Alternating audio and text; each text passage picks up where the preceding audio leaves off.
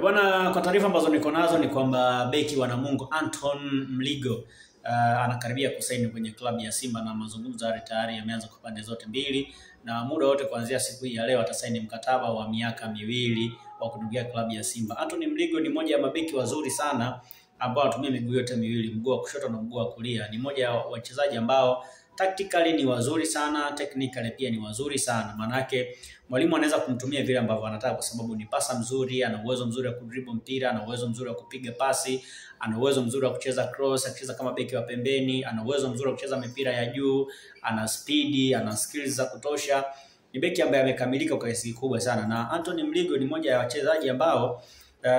mwanzoni kabisa mwa msimu huu alikuwa anahusiana sana kujiunga na klabu ya Yanga kama mnakumbuka, na hata kipindi kile anacheza Geita Gold. Of course Yanga alikuwa ametokea sana mstari ambao kutaka kupata saini yake, lakini pia Azam FC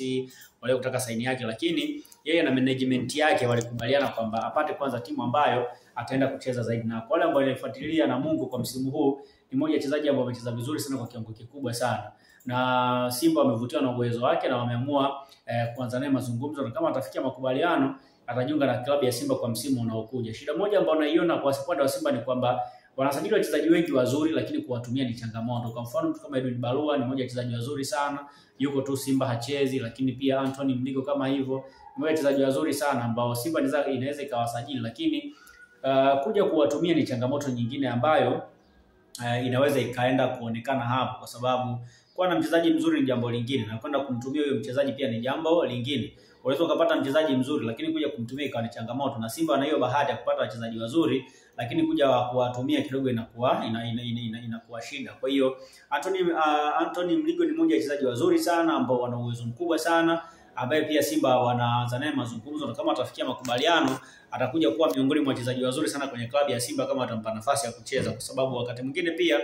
kumsajili mchezaji ni jambo la kwanza na kumpa nafasi ya kucheza ni jambo la pili, na hakuna mchezaji ambaye anaweza kuimprove uwezo wake akiwa bench. Yaani wachezaji wote siku zote uwezo wao unakuwa mkubwa huwa wakiwa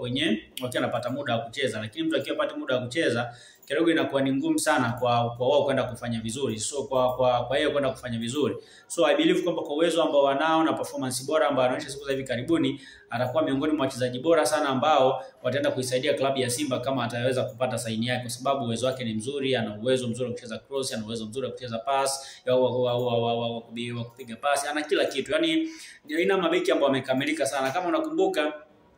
alikuwa kwa kocha wa Yanga huyu Argentina huyu aliwahi kusema kwamba Miguel Gamondi aliwahi kusema kwamba Anthony Mligo ni mmoja wa wachezaji ambao wanatamani kuwafundisha siku moja, na of course mchezaji mzuri by the way. Tusubiri kama Simba watampa mkataba ama itakuwaje, lakini tayari mazungumzo yameanza kwa pande zote mbili.